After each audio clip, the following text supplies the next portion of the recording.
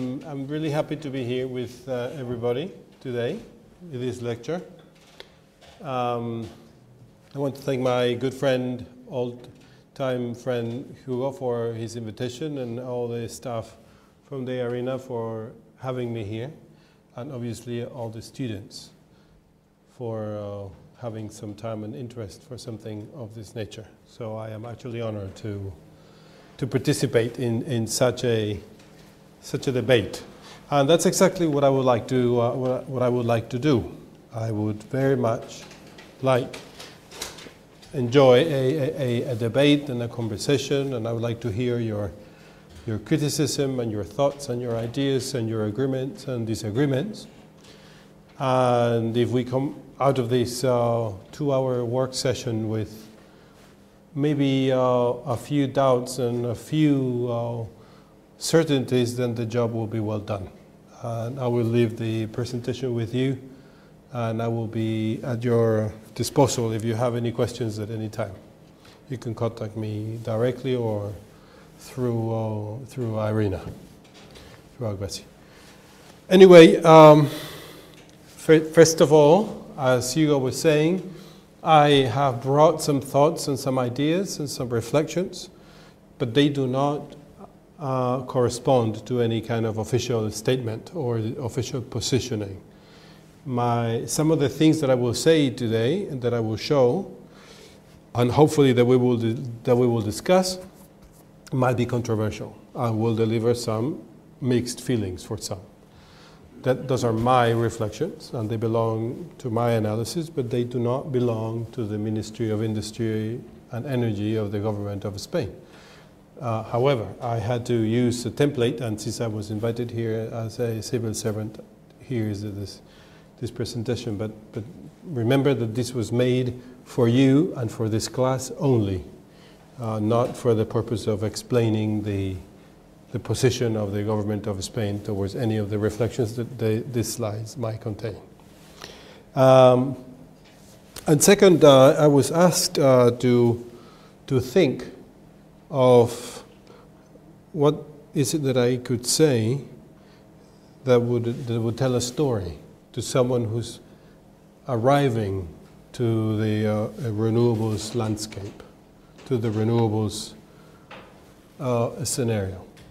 I've been, as Hugo said, I have been in the renewables field for more than 10 years now, in different positions. I've worked in a private developer, in a private company, in the regulation department. I worked in the IEA. I have worked in the Spanish government.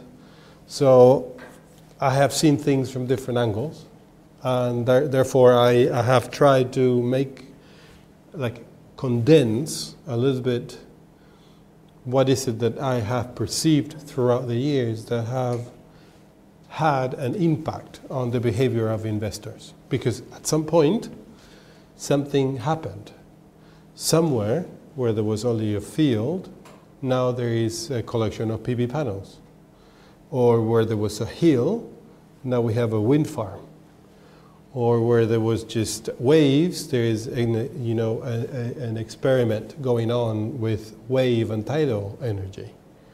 Or where there was only fossil fuels, now we have penetration of other sources. In other words, the picture has changed. And the picture has changed for a number of reasons.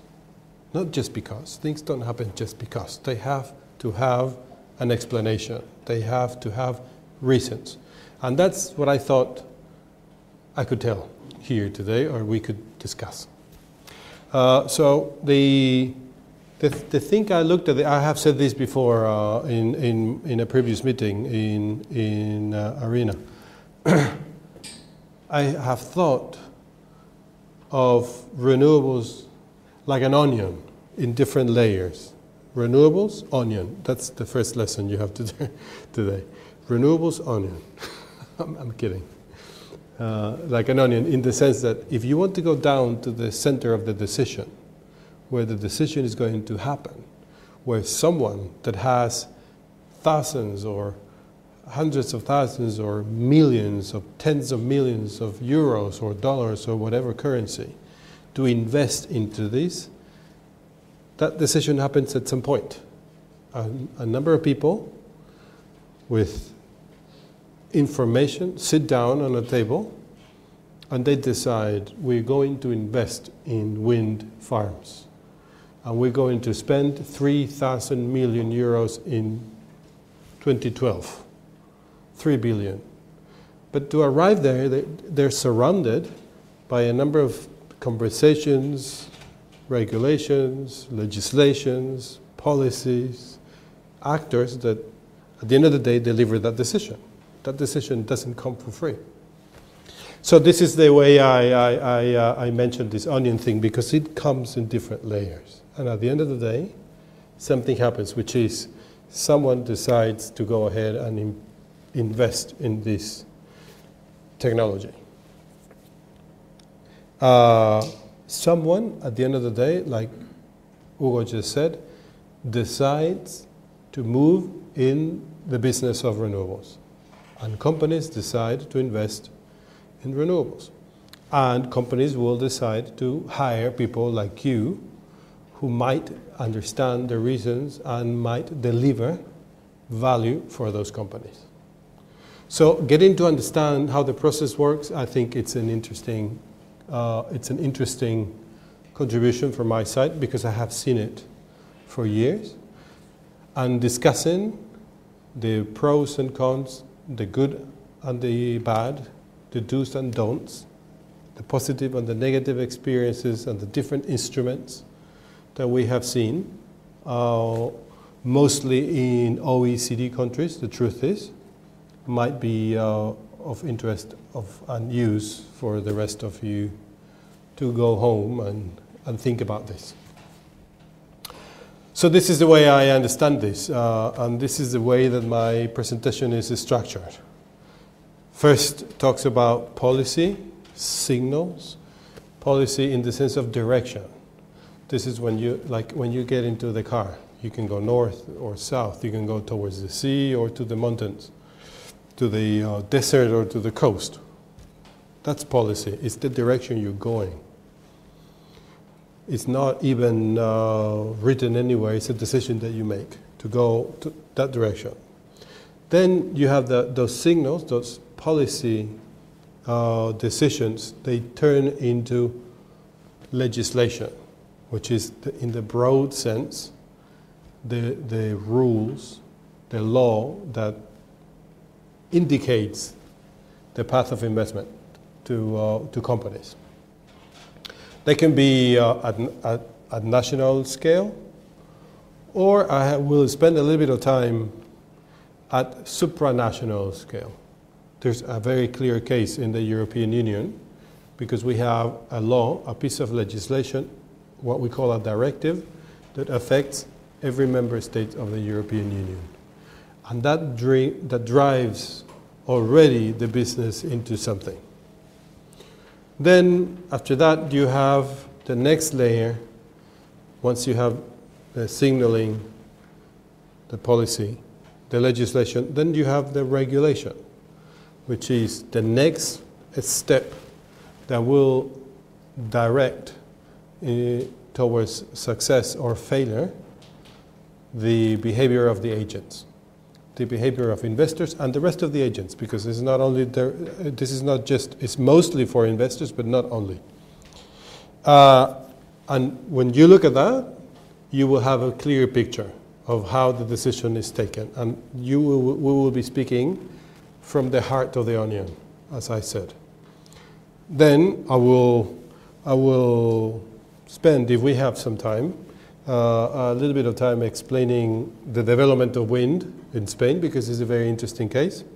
By the way, in my presentation there is a number of case studies and examples that have been chosen, different places, different technologies.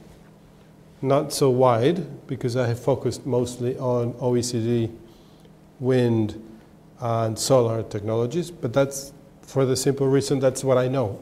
I wouldn't be able to speak about other things that I don't know, or I could speak, but I wouldn't be sure. So this is why I chose this. However, in the future, I think this is a story that will be evolving. And I think big changes are happening already in China, in India, in a number of African countries, in Brazil, in other Latin American economies. And I think this is the way of future unfolding events, because I think that OECD has played a role. We have a lot to see and a lot to learn, but the action is more and more going to happen somewhere else. And finally, number 6 is conclusions. And I wrote some conclusions, because I think it's better if we arrive to conclusions between all of us. By the way, anyone at any time can stop me or can raise his or her hand and say, excuse me, I don't agree, I don't like, I like, I have a question, I have a comment, I have a doubt. And I will be very happy, actually, not bothered, but actually very happy to stop and give the floor to someone else and spark the debate and the dialogue at any time. So don't think that you will be interrupting me and that I will be upset. Exactly the opposite. I will be very pleased if you participate at any time. Is everyone comfortable with this approach? Do you like this? The way it's structured? Okay, good. So, now, coming to IRENA, I have the sad news to use IEA data for these graphs. Maybe in a couple of years from now, it will be the other way around, and I will be going to the IEA with IRENA data. I hope so, but at the time, truth is that if you look at the landscape, at the signals, at the policy conditions of energy, you look at what they publish in the IEA. And it's a quite simple picture. Energy demand will continue to grow. And will continue to grow because emerging economies, which maybe we should call them emerged economies, because they're already completely emerged and they're getting bigger and bigger, and actually the biggest of all, will continue to drive demand of energy forward. And you can see this graph. If you look at the 2010 and you look at the 2035, the increase is 50%. So we should be looking at a demand of energy increase of about 50% in years to come.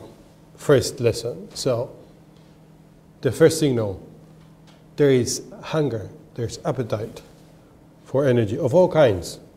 But if you look at the rates of the angles, the ramps, you see that the coal and the oil tend to be rather flat, and only the gas and the renewables will have a bigger role. So, I mean, oil, hydrocarbons, fossil fuels will be dominant, but others will grow faster.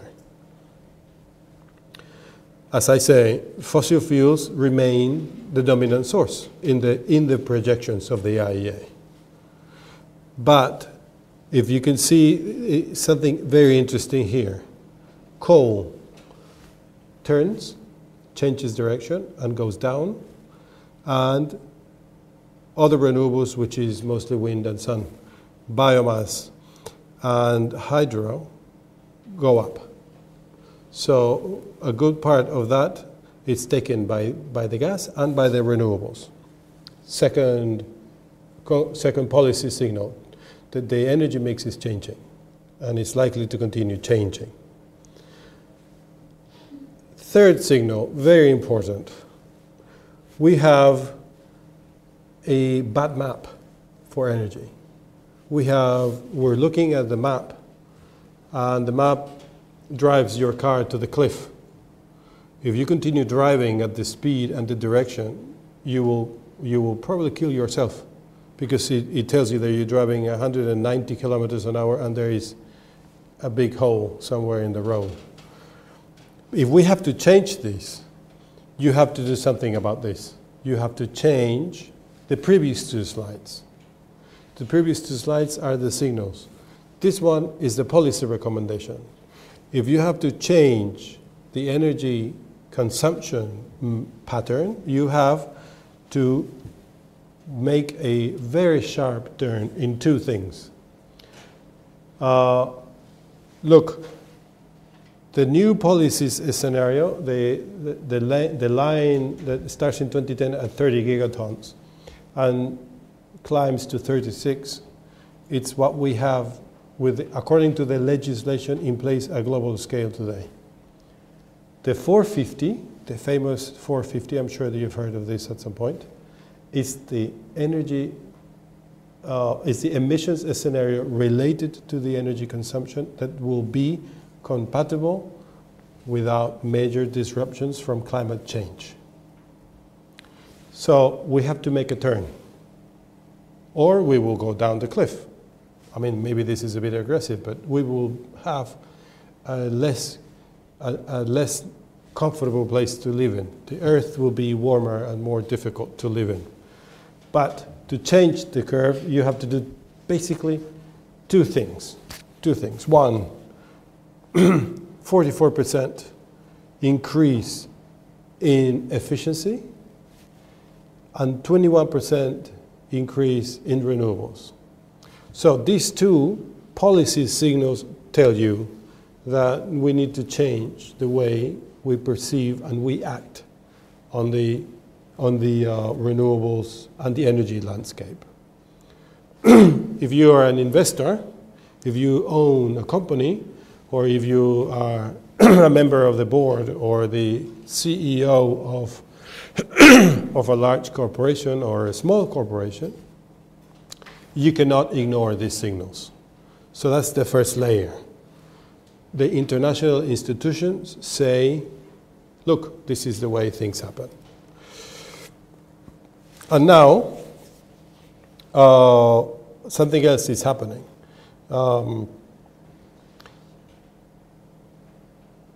In the past, as I said, the change came from OECD. In the future, change will come from non-OECD.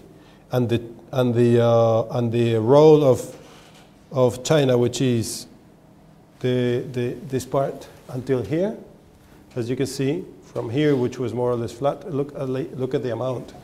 Only China is about 1/3 of the future change that is expected. So things are going to be happening everywhere, but not the way we have seen lately in the energy landscape. But Hugo mentioned we have large corporations, we have business plans, and we have investors and rates of return and shareholders, because we need to invest to achieve the goals that I mentioned before. We need to invest $6 trillion US. It's an enormous amount of money. And most of that will come from hydro, wind, geothermal, solar, CSP, and marine, but to a lesser extent. And out of that, most of that will come from hydro, wind, and PV. So these three technologies are dominant already today in the forecast. But an incredible amount of money will have to be invested, not only because the signals, as I said, the policy, the direction of things is the way I was talking about. This alone will not make anyone think. But forecasts tell that direction has to change. And that direction change will need to be accompanied by a lot of money. A lot of money, please. The last point which you mentioned. This one? Yeah, the private sector will have to bear the bulk of investment. That means in the coming 24 years, you mean? Yes. So on what basis you say that? I mean, is there any calculation or something? Because we know that it's much expensive in the recent times. So we are expecting all the investments to be made by the government. No, I think that's I think more and more it's clear that the governments will produce the legal framework and maybe the regulation, but the private companies will produce the investment in most cases, but not always, but in most cases. And even if it's not always the private sector, it will be the public companies. So in most, I think in a good number of cases, or in most cases, it will be private corporations is investing for a return. In other cases, it will be companies that belong to the state but are not the state. For instance, when you think of Brazil, this is an example. Brazil is investing heavily in wind these days. There is a number of different players in Brazil, but one of the most active is called Eletrobras, which is the electric corporation of the Brazilian state. But it's a corporation. The shareholders are not public. They belong to the government or to the state. But still, the company has to make money. Maybe it's not under the same conditions and circumstances that a private investor will do, but the case has to be bankable. And the investor of any nature will have to accept the risk for a return. And it's the role of the regulators to produce that balance. And maybe the phrase is actually a little bit unfortunate. Maybe it's not the private sector alone. And maybe this is true in some countries only, but in other countries, in any way, either private sector or public companies will have to invest this much money. And it's a lot of money, especially in current times when money is not available everywhere. So, now, if we look at the amount of money, of support that renewables will gain to have this penetration, to make, remember the curve that was going down, to increase by 21%, you have to spend large amounts of money in investment and large amounts of money in subsidies or in premiums, in support, in financial support to feed those investments and to produce the returns that I mentioned. However, because of the base is increasing, we will see that subsidies will grow, but if you divide by the production, it will shrink because cost competitiveness of renewables is more and more the case. But if you add all of the investment and all of the subsidies, obviously in absolute terms, it's a higher figure. So this is so far how things look at a very broad level, at a very large base. Now, I think the next thing we need to do is we need to look at different technologies to see how they can approach this landscape. Because some technologies are more mature and more ready for deployment than others, and will be probably delivering faster growth. The first one that I would like to talk about is wind, mostly onshore. Wind is pretty mature. The learning curve, I'm sure that you're familiar with the concept, has been achieved to a good extent. And I think that it's now the market forces that will push investment cost and production costs up and down. We don't really think, or I don't really think, that tomorrow we will find a new technological solution that will make cheap wind available for everyone. It's probably more the competition in the market between different wind manufacturers that will make wind more or less competitive.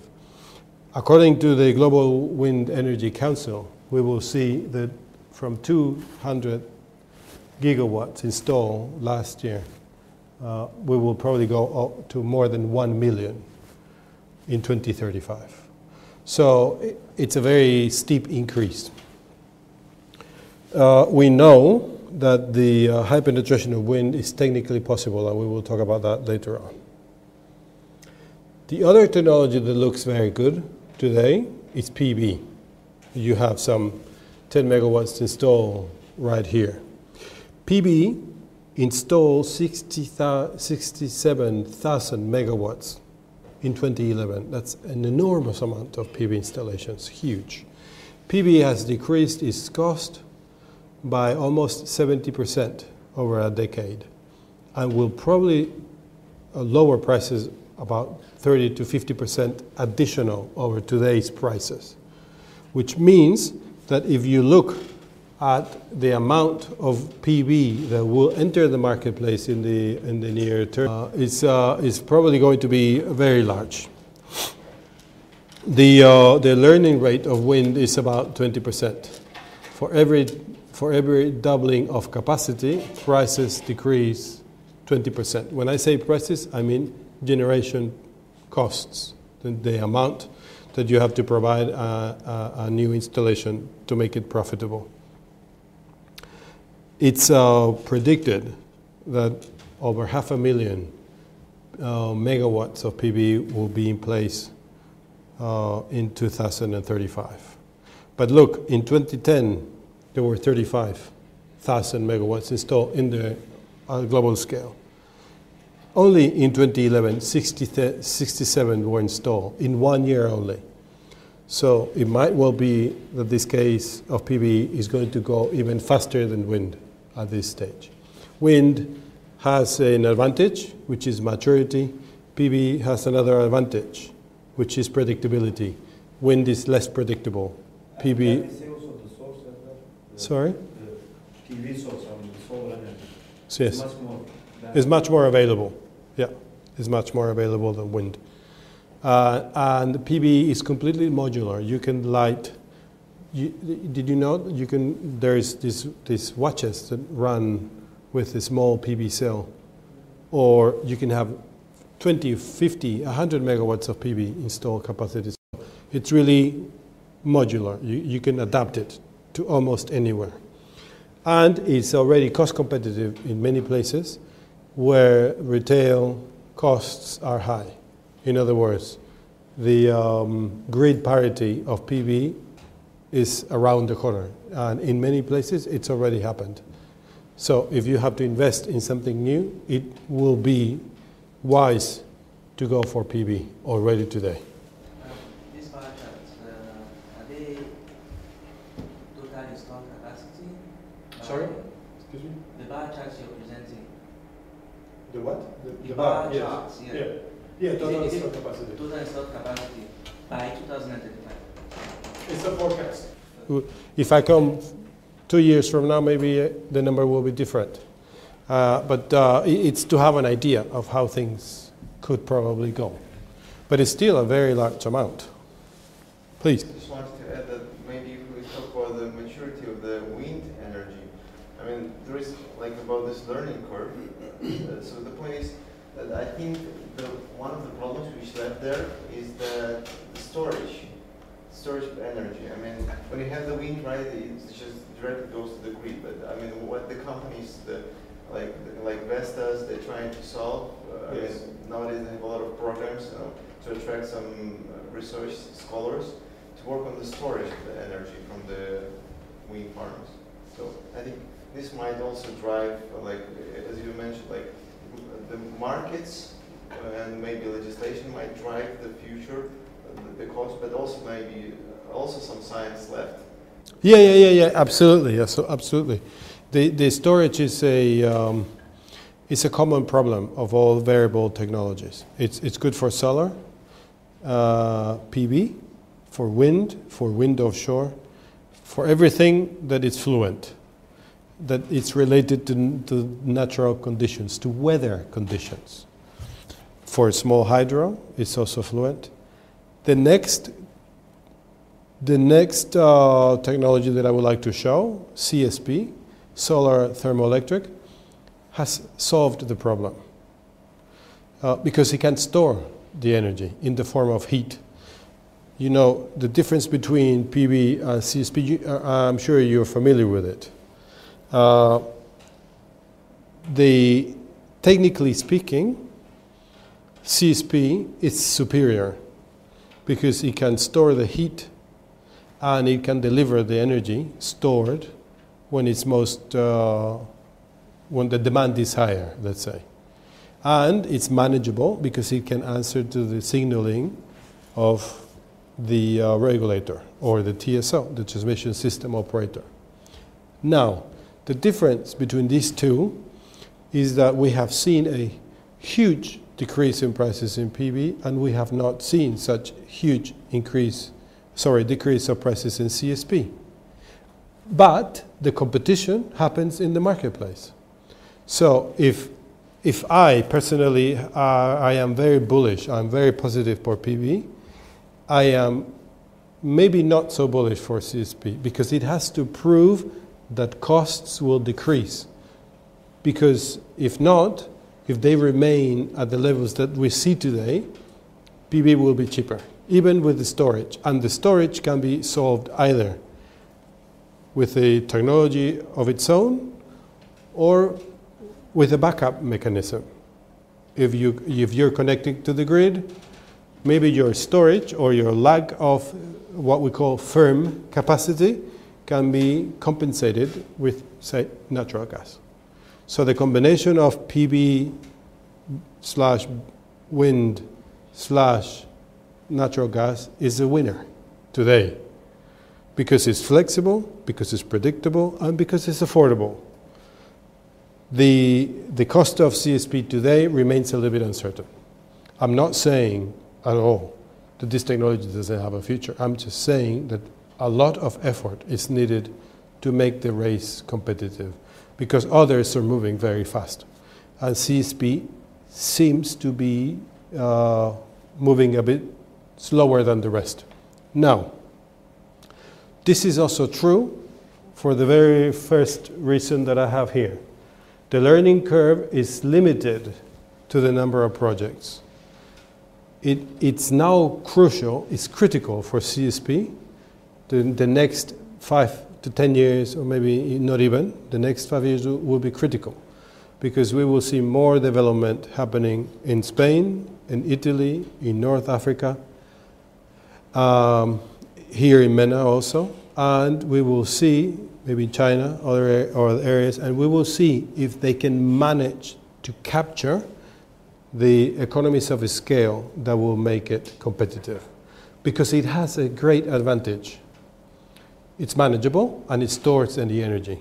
And it has a question mark. That's why I say remains somehow uncertain. The costs, compared to other renewable technologies, are a bit too high. Any questions about CSP? Okay.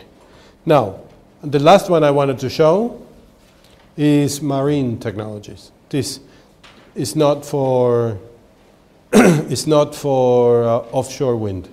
This is for waves and tides. The advantage and why we pay attention to this technology is because the potential is huge. It's extremely large. It's the biggest of all because they're very predictable and because there is a lot of waves. You know, the wind moves the water that creates the waves, and the energy moves without almost any friction to the coast. And all the energy from the oceans, pushed by the sun, which heats the waves, which heats the air that then pushes the waves, arrives almost intact to the coastline. If we could only get 5% of that, will be enough to power the whole world. Now, the problem is that technically speaking, it's very difficult to get it. So I would say that these technologies have a very bright future, but they're playing in a different league as the other three that we saw today. The other three are in the market. Some of them are competitive or almost competitive or even more than competitive. And this one is very promising, and we should continue delivering funds for research and development. But we should not try to push waves into the commercial marketplace, because it will be fatal for the technology today. It will be a mistake. And this is the same. Look at the pictures, how interesting. This one is a boy that comes up and down. This has a small generator inside, and the pendular movement up and down produces the electricity. This one is what we call a worm, which is a floating worm that moves along with the waves. It has small generators in the joints, and the movement in every one of these joints produces the electricity. This one I don't even know. It looks like a submarine to me, but I don't know. Anyone knows this one? You guys engineers? Who's an engineer here? Can you raise your hand? You're all engineers and you don't know what this is. Come on. Anyone? No one? This is like a wind farm in a channel inside the ocean. So because the water is much denser, then it moves and blah, blah, blah. And I can't believe you don't know what this is. It's orange, that's for sure. Okay. Anyone wants to talk about some other technology? Everyone is happy with this, or anything else? Anyone wants to know what's happening in offshore or wind or? You mentioned geothermal? Geothermal. I didn't mention it. No, I didn't mention it because it's completely mature. I think the case of geothermal is the capability of a developer to go and get it. If there is heat, you can make it, and it's already cost competitive. But it has been, I did mention hydro for the same reason. These are completely mature, old technologies that deliver already in the market. So it's very interesting, but I think they're not breakthroughs related to them. And they don't change the landscape because they're either too small or too mature. But these others have the potential to completely change the way that the energy sector works and the way that decisions are made, because they have special characteristics, as I said. Can I ask you something? Who in this room thinks that large hydro is good or not so good, it's renewable or is not renewable, is sustainable or is not sustainable? So let's say, who thinks it is good and who thinks that it's bad? I will say, so who thinks it's good? Who thinks it's good? No, medium. You think that you're in the position to make the investment. Would you invest in large hydro? investment? Of course, this is Of what we're course, talking it's about. beneficial. It's beneficial. Yeah, good. Who else? And it's stable. And stable is. And it's consistent. What's the difference between stable and consistent? But it's beneficial, especially for those who make money with it. Anyone who's against large hydro? Who thinks that we shouldn't invest more in large hydro? Who knows the Three Gorge?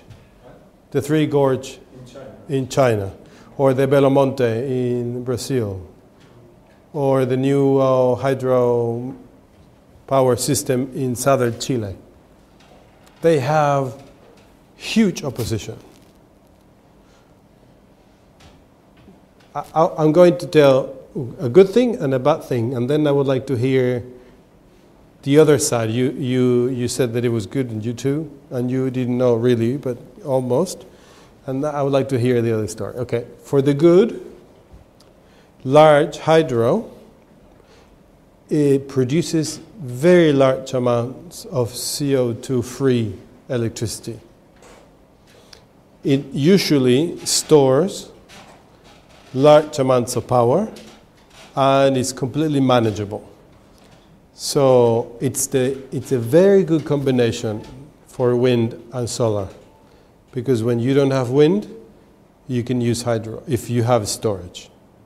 Now, on the other side, large hydro destroys the environment because it sinks large portion of the earth. It creates negative impacts on the landscape, on natural life and biodiversity.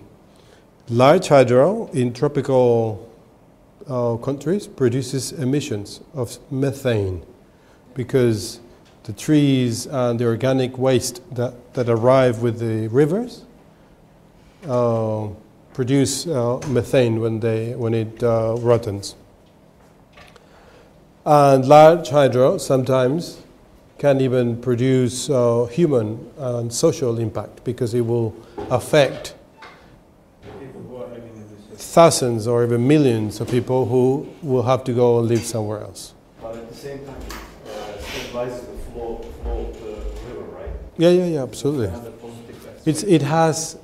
It has not only benefits for electricity production, but also for agriculture and flood control and river basin management. Keeping the water for the summer to use it, especially for irrigation. But I've seen some reports that they tell it's even a negative actually, because it alters the flow of water in some places, natural flow. So it goes against to some conservatives. So you can really say it's advantageous. But in the summer, I mean, when the water need is high for agriculture. Again, it depends on the application. Not in all the cases it's an advantage. There are some arguing that it obstructs the flow of water, so it depends on the application and the place. So we can really say it's an advantage. So who is for it now? Who likes large hydro? We have. You don't know what to do, huh? He's like. So we have 1, 2, 3, 4, 5. Who doesn't like large hydro? 1, 2, 3, 4, 5. Someone has to win and someone has to lose. So can I say something else? I believe that large hydro is necessary. It's a good option, but, and this is a very big but sustainability procedures. Sustainability understood as social, environmental, and economic sustainability has to be proven and has to be explained. And everybody around the large hydro or a river basin management has to be involved in the process of building a new dam. What you cannot do is do it on the back of people, because it will destroy all the potential benefits that it can deliver. But large hydro is today a very important source of new renewable energy, especially in South America and in Africa. It's very much... It's been proven more than 50 years, right? I mean, it's Yeah, been yes. in operation more than 50 years. Okay, Hugo, please.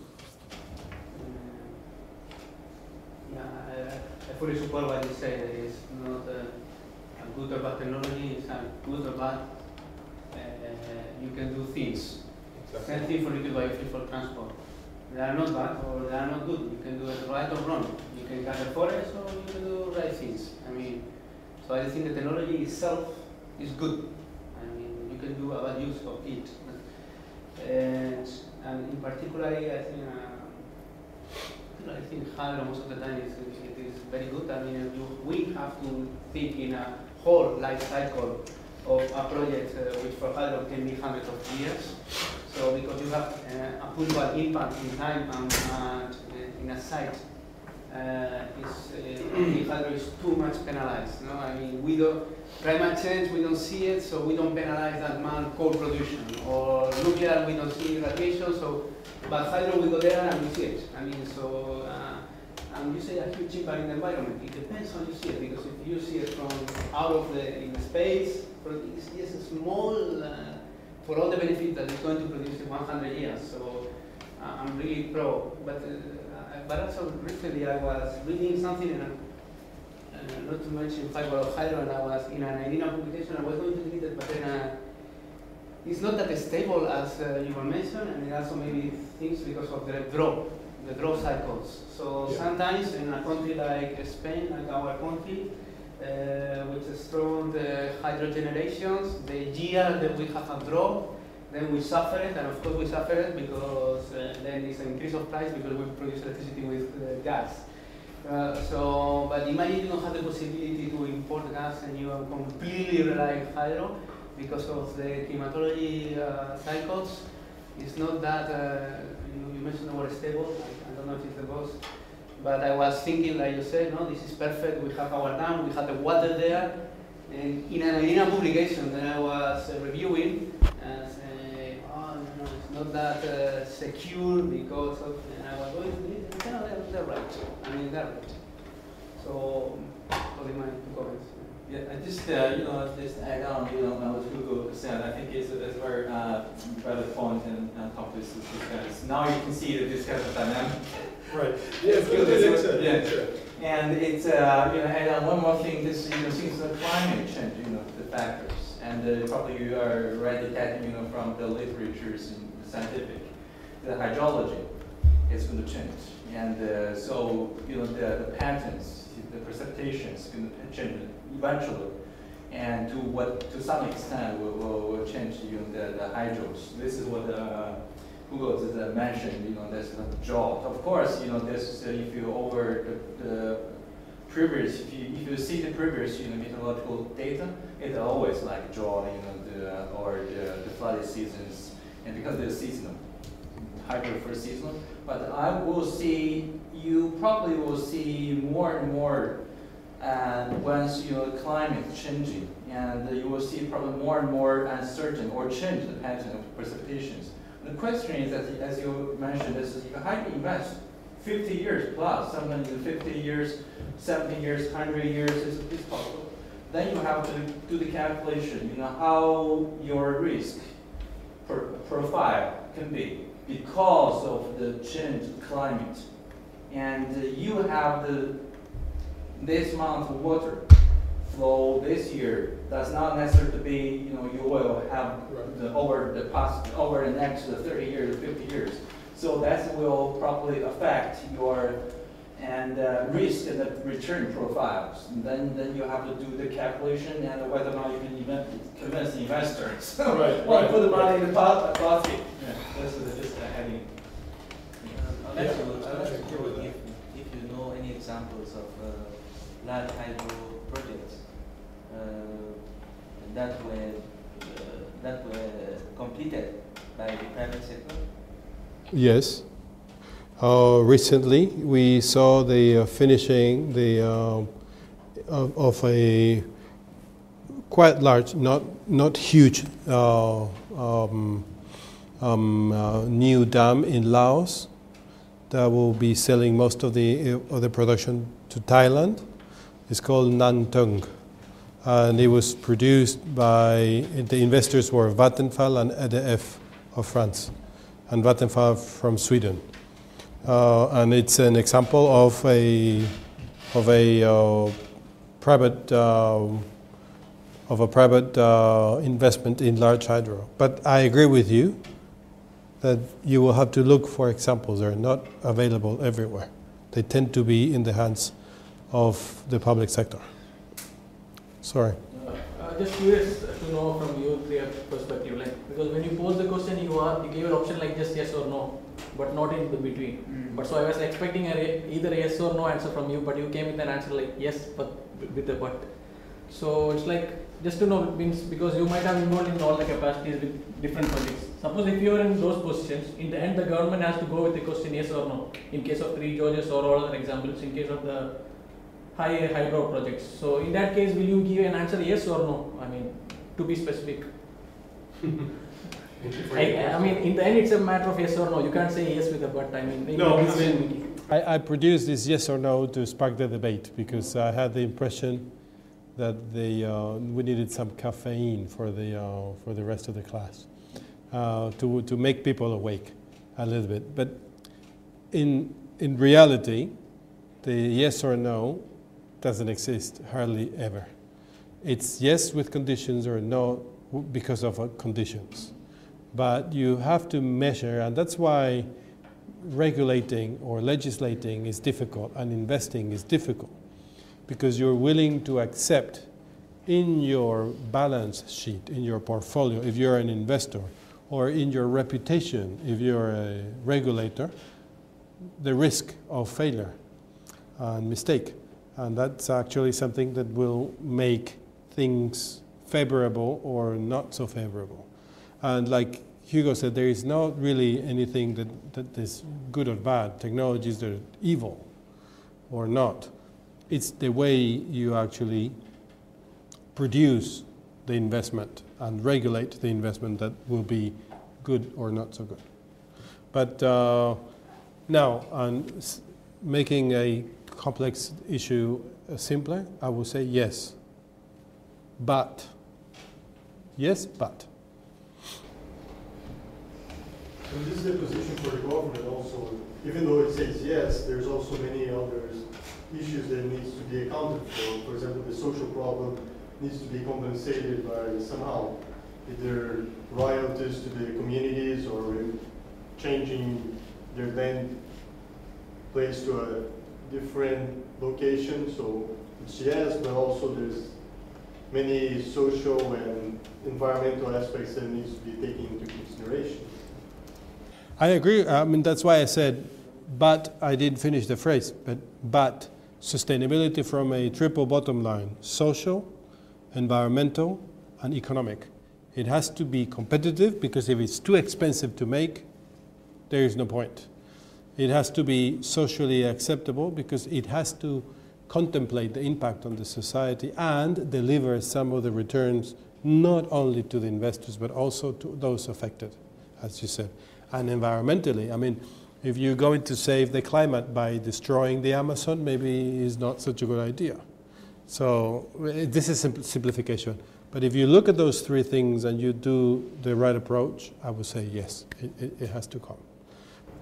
So, I mean, one more thing. When I said 50 years, I was thinking about, for example, if there is a hydro in Amazons more than 50 years, and I don't know whether it really affected the environment there or not.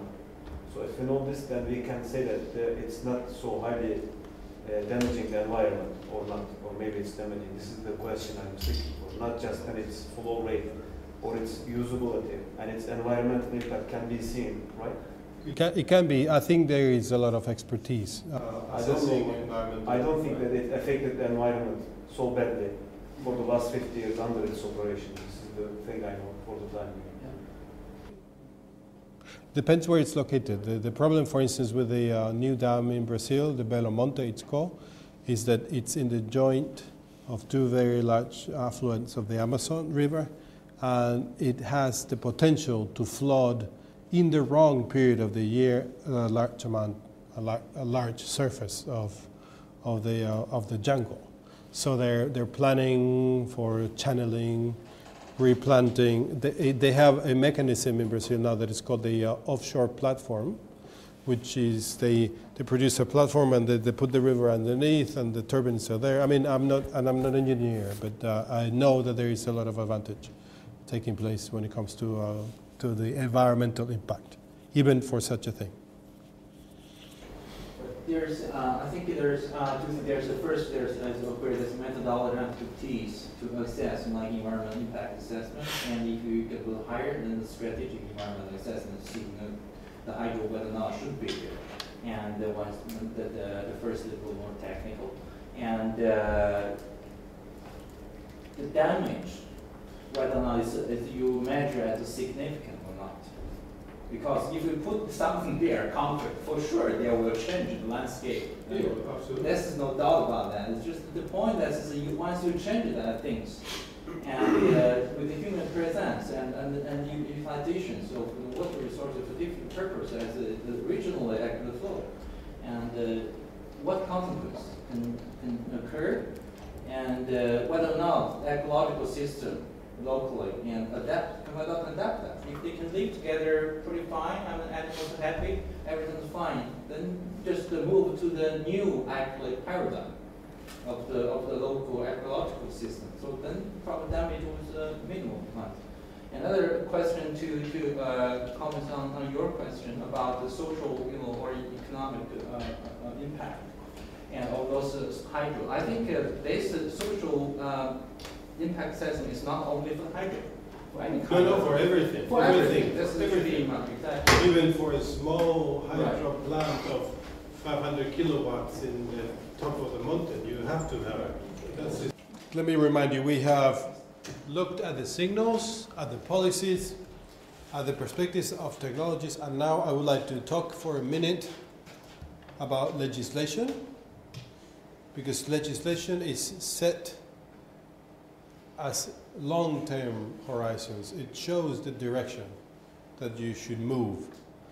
But maybe I can spend a bit longer on regulation. Legislation can be fine, but if the regulation is not good, nothing's going to happen. So I think I will explain for a minute the example of the European legislation, and then I will spend a bit longer on the regulatory affairs that I have witnessed, and I think they're worth mentioning, to see how things can go right or not so good. I'm sure you're familiar with the European Directive. The European Directive is a law that applies to everybody in the European Union, all 27 member states. There is all these countries that have to comply with the requirements of the directive. The directive was approved in 2009, and it sets the target, the legally binding target of having 20% of primary energy consumption in 2020 from renewables. And again, this is two things. One, maybe three things. One, it's legislation. It's supranational. It affects more than one country, but it's legislation. It's the law in Europe. Two, it's legally compulsory. It's binding. If you don't meet the target, you will have a penalty. Now, like almost everything in Europe, I come from Europe and I know what I'm talking about, it's not so clear what will happen to you. It's legally binding, but if you fail, nobody knows what will happen. So it's a European legislation. It's bland a little bit. It's not really shaped. And three, it sets targets for 2020, but it doesn't say what will happen tomorrow. So it helps investors to see the light, let's say, but it doesn't tell them what will happen next day. How does it work? It shares the burden, let's say the opportunity, call it what you want, for every country to make an effort in their own national market to comply with the addition of all national markets with the targets of the European Directive. And it also comes with three interesting, out of the whole text, I've selected three things that I think are very interesting to know. Each country has the right, because the target is long term, each country has to write the roadmap that it will follow, the National Action Plan, what we call Energy National Action Plan, which tells you an indicative trajectory for each country. Now, only the 2020 target is binding, but the fact that you have an indicative trajectory helps you know if you're doing well or not so well. Second, it has something which is very important for renewables, priority access to the grid. If you have a wind farm or a PV installation, you need to put the energy in the system because you cannot control the wind, which means that every time the wind is blowing, you have to sell the electricity. And this directive provides with that right all over the European Union. And thirdly, It sets what they call cooperation mechanisms. It will allow dialogue between different countries to reach mutual agreements. For instance, if Italy doesn't want to make an extraordinary effort, and imagine Ireland has the resources and the energy to do that, they can make an agreement. And what happens in Ireland could be accounted in Italy and the other way around, or Spain and Portugal, or Portugal and which means that bilateral dialogue will potentially be a significant piece of cooperation between different member states. So far, nothing has happened in these bilateral agreements. But I presume that the closer we get to 2020, the more it will happen. So what? Sorry. Does each member state have the same version? No. Look, you can see these. Here it's easier to see. Each member state has individual targets, but the let's say the starting point actually has to be taken into account. You cannot expect, for instance, the same from Sweden, that it's already producing 40% of energy consumption. Remember, this is primary energy. 20% of primary energy is about 35 to 40% of electricity. So you cannot say, I'm going to treat Sweden and, I don't know, the UK, which is very much down the road, with 1%. This one is at 1 and this one is at 40. So what it does, it takes into account the initial moment that when the analysis was made in 2005, and it sets the target, the additional target in light blue for 2035, for 2020, sorry. So each member has to have a different effort. The countries with higher per capita income have to invest more. The case of Spain, for instance, it's a 9 and it has to add another 11. The case of, for instance, Denmark has 17 and has to add, even if it's already at 17, but it still has to add more than Spain because the per capita income is higher. Now, where is the problem of this? There's a few countries that are a problem. Italy is potentially a problem because it only has 5% and it has to add 12 out of almost nothing. The UK has only 1, has to add 14%. They're big countries. They're 65 million people. A lot of people and a lot of energy has to change. The Netherlands, Holland, is a problem, has only 2%, has to add another 12. So I would say that anything above 10% can prove difficult. But if you already come from a low number and you have to add, it's going to be very challenging. That's why the cooperation mechanisms might be, in the future, an interesting tool. Again, this is renewable targets for every member state. Again, this is legislation. This is approved, this is enforced, and this is legal. You have to do it. 20% renewables, binding target. Increase 20% efficiency, non-binding target. Reduce emissions 20%, non-binding target. It's part of legislation. Legislation, as I said, is very important, but it's not the solution. It tells you where you have to go. This is what I think it's called energy policy. This is what your parliament wants you to do. But this is not something that alone will make you invest in a thing or the opposite. So do you know how the energy efficiency could be measured for this purpose? Sorry, the 20% energy efficiency improvement. How will it come? Yeah, how to measure. I think energy efficiency has only there's only two ways to increase energy efficiency. One is economics. If you make energy expensive, you will save energy, and therefore you will be more efficient.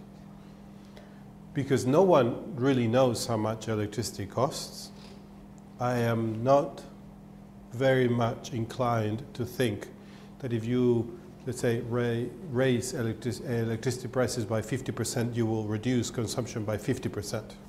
Probably not.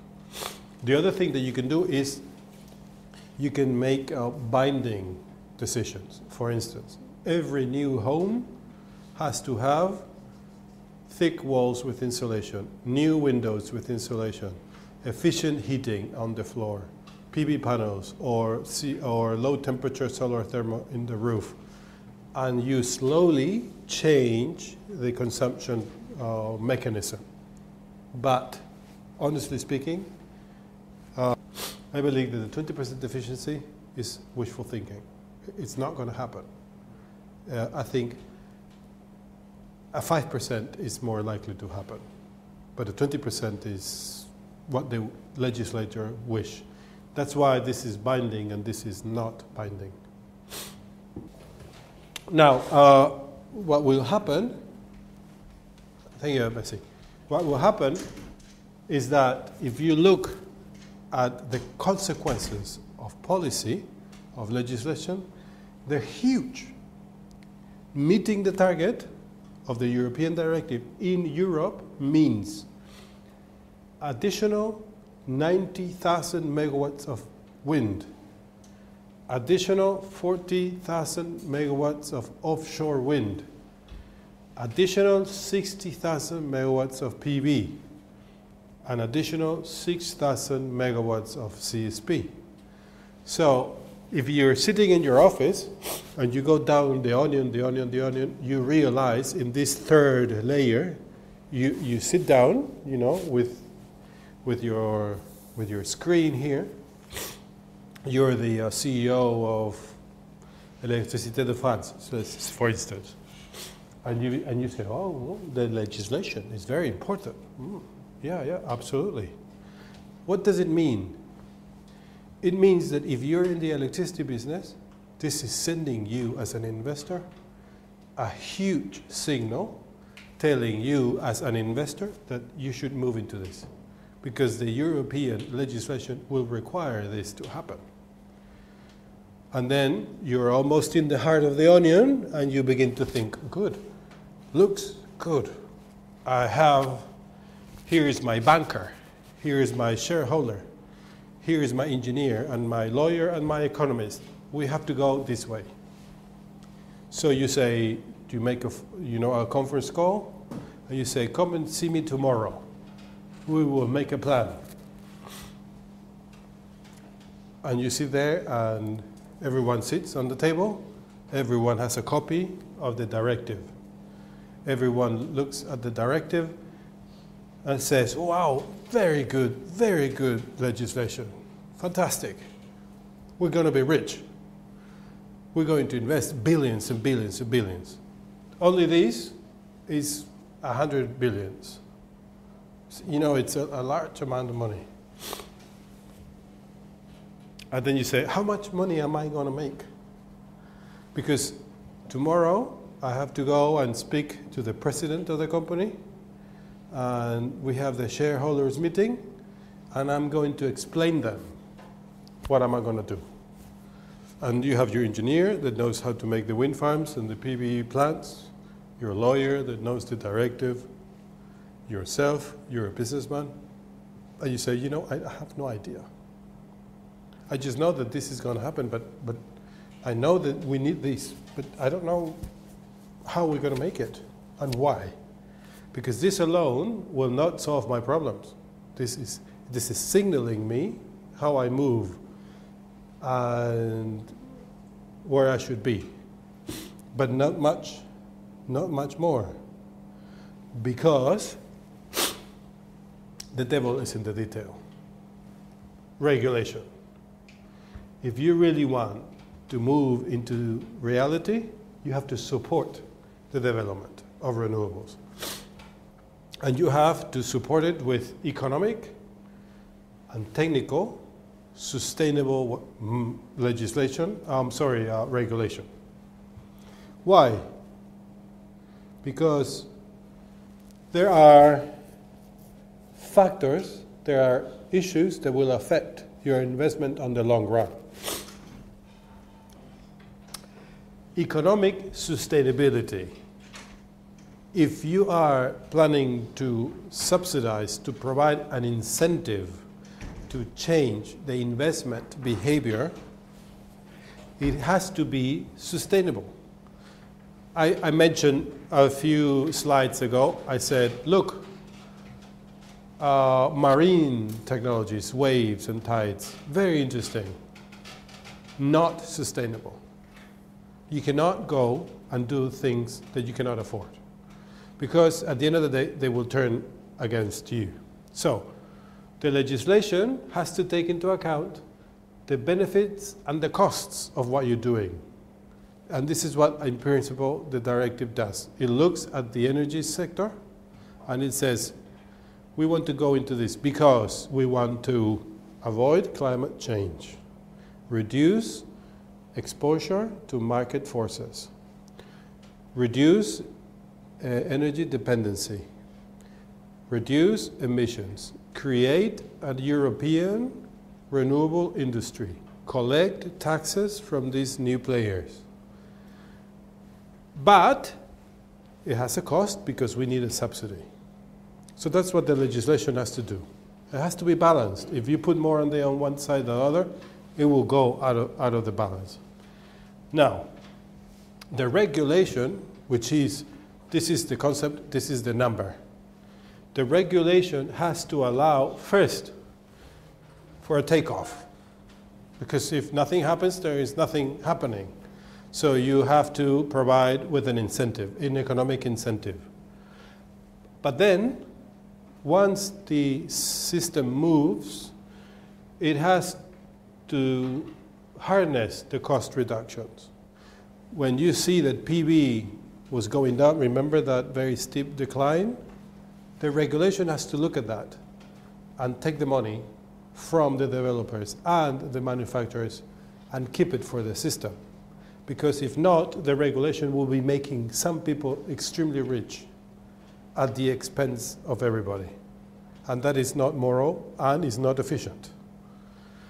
And thirdly, you have to prove that economic sustainability for supporting the policy to allow cost competitiveness.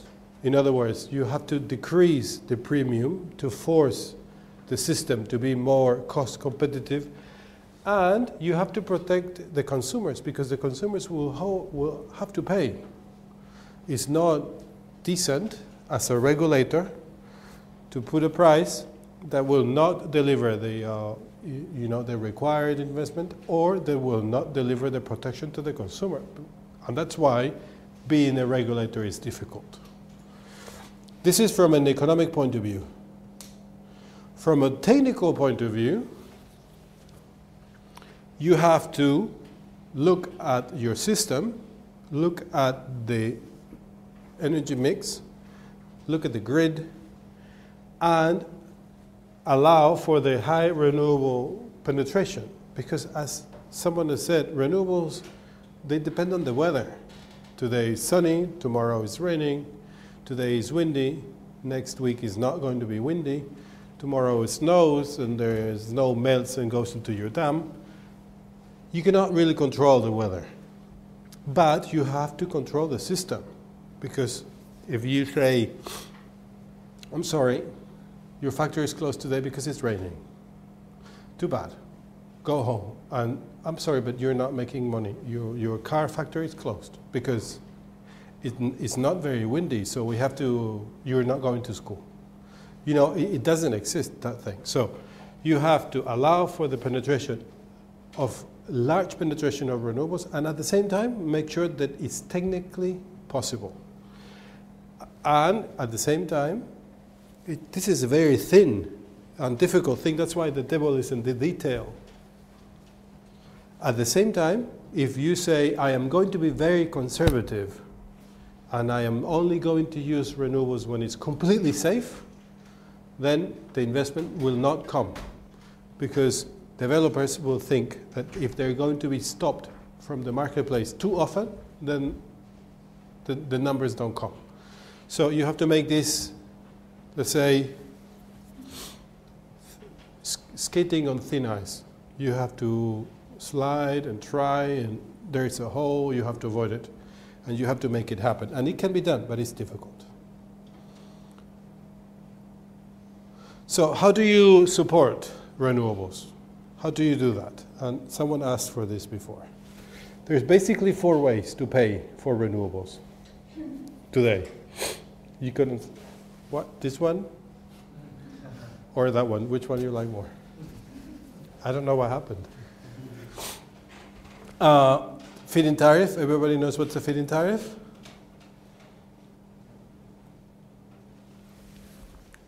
Everybody knows what's a feed-in tariff, don't you? No? Do you want me to explain? So, specific prices at which the policy fixes the cost of electricity coming from renewable source of energy. exactly. It's generation based. It says wind onshore costs 50. I will give you 55, so you keep 5 as a profit. But this is fixed. It's based on the cost of electricity generation. The problem is knowing how much it costs and changing at the same speed that technology changes. This was very, very successful with wind, and it was miserable with PV. The second option is to have a feed-in premium, which is I will give you a bit more. I mean, the market is at 50, but I know you need 60, so I'll give you 10. Just go to the market and I'll give you 10. So instead of being cost-driven, this one is price-driven. It looks at prices in the market and it compensates you. This is a bit more advanced, but if you don't set the right limits, you will have almost the same problem that you could have with the feed-in tariff.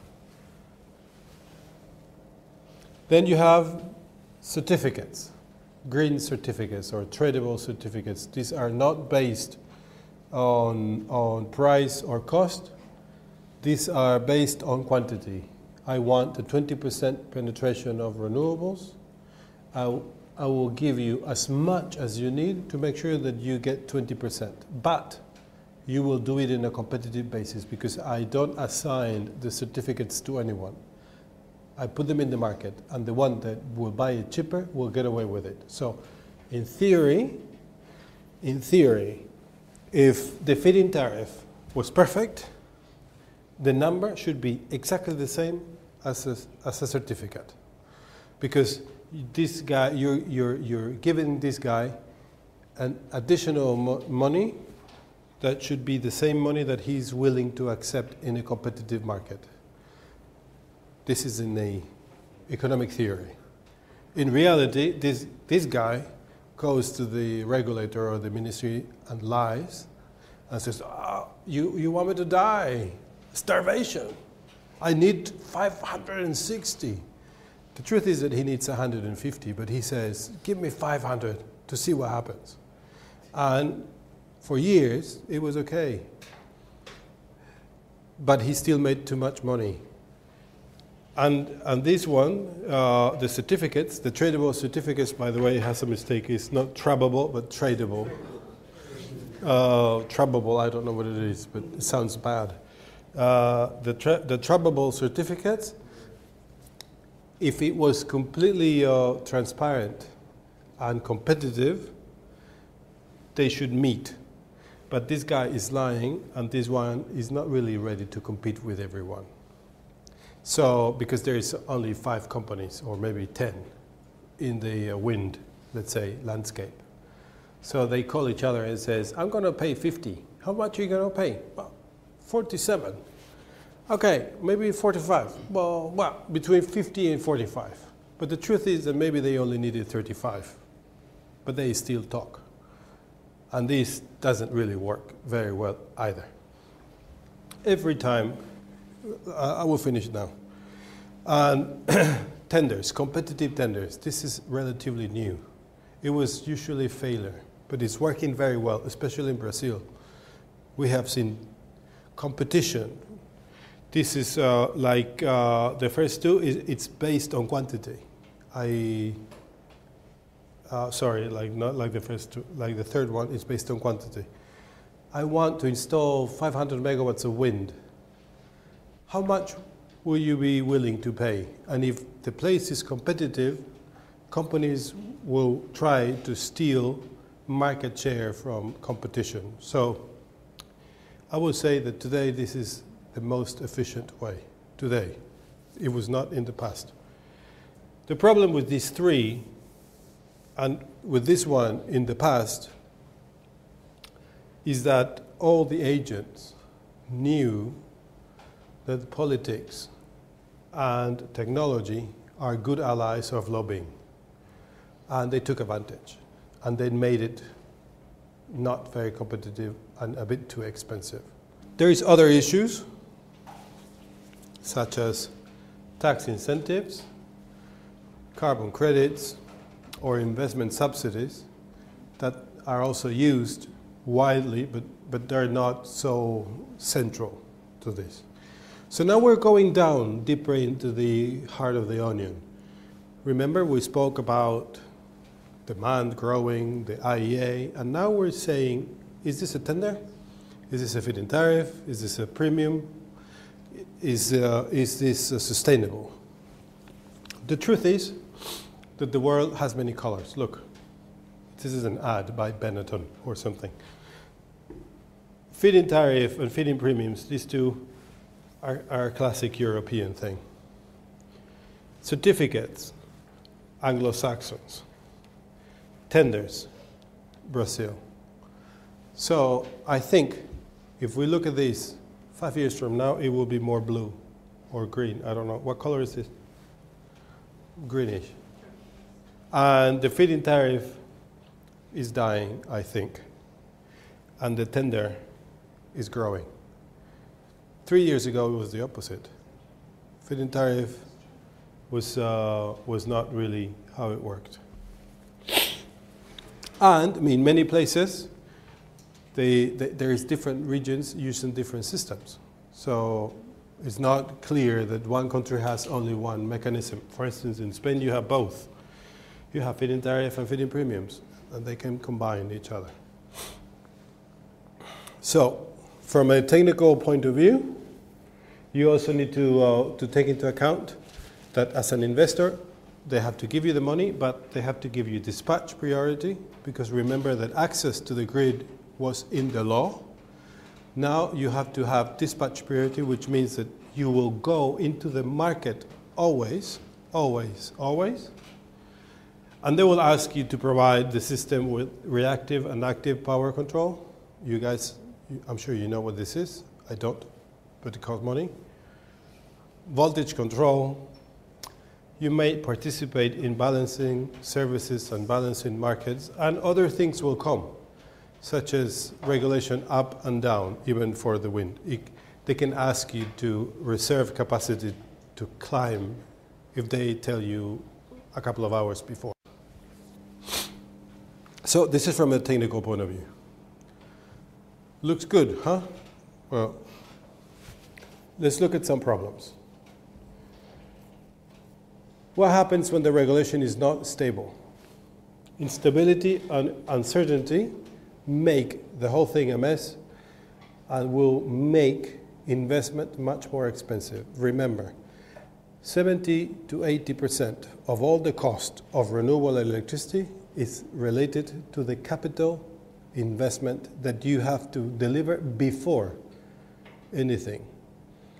So if the risk is higher, the interest rate you have to pay for capital is higher, and you can be technically incredibly advanced. that if the risk profile is high, you will sell expensive power. So I think you need to be aware of the bad news that it represents to have uncertainty and changes in the regulation in a way that is not precise. For instance, what's happening in the UK? The wind offshore gets 2 certificates per megawatt hour. The wind onshore gets 1. This expires in 2014, but the targets are for 2020. So now the regulator in the UK is thinking about changing the system. What would you do if you were to invest 5,000 million euros in the wind offshore in the UK? You will be sitting, like I am sitting, looking and waiting. But you will not be spending such amount of money if next year they might change the whole thing. Well, this is what happens today in the UK, for instance. What would happen if they change it to a contract for difference, for instance? You don't know how much money you're going to be making. So you go and talk to your financial controller and there is no news about your investment. Or what happens if you have a wind farm in Scotland, but you need to put the power in London, but there's no transmission? They need incentives for new power lines. So now that we're getting close to the heart of the decision, we see that problems can also come. What happens also when you spend too much money on too expensive technologies? In other words, if you decide to to bet for, let's say, tidal, and it costs you too much money, you will put too much pressure on the system, and it will be bad for all the renewables, not just. Because support mechanisms are good for the takeoff. But if you spend too much money in the wrong technologies, you will make your system too expensive. And the taxpayer or the ratepayer will reject the option. Why would anyone pay twice as much for the power to operate a car factory or to operate a steel factory just because it comes from solar CSP? For instance, PV in Europe, case study. PV is stressing the systems, the support mechanisms in Europe everywhere. Because, as I said, some regulators have not been able to change the remuneration, the cost, to the conditions of the technology. PV costs are dropping quickly, but large quantities, huge, 67,000 megawatts were built last year, and it was too expensive. So the feed-in tariff has a problem of adaptation here. What happened, for instance, in Spain? The PV boom and the bust has triggered a complete change in the landscape of PV regulation.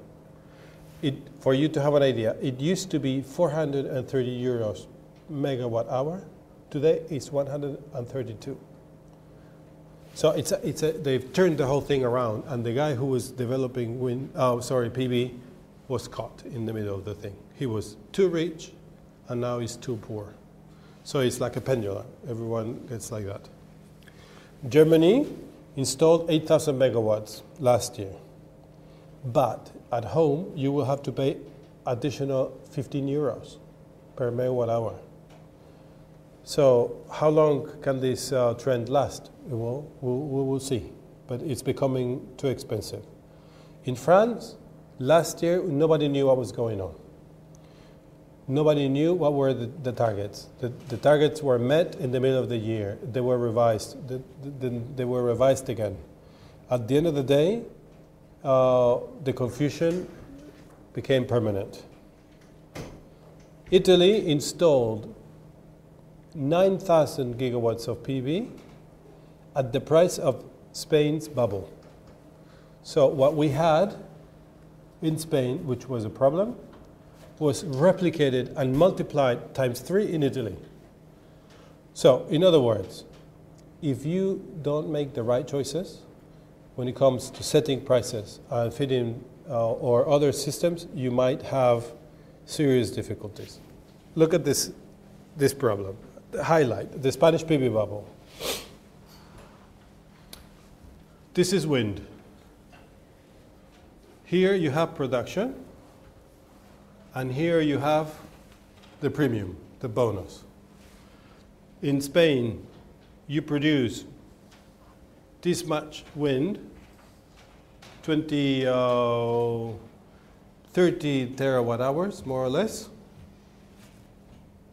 with a premium of about 50 euros per megawatt hour. With PV, you produce 5 terawatt hours with a premium of 400. In other words, you're spending 35% of all your resources to produce only 8% of the electricity. This is a recipe for failure. This is a problem. And this is what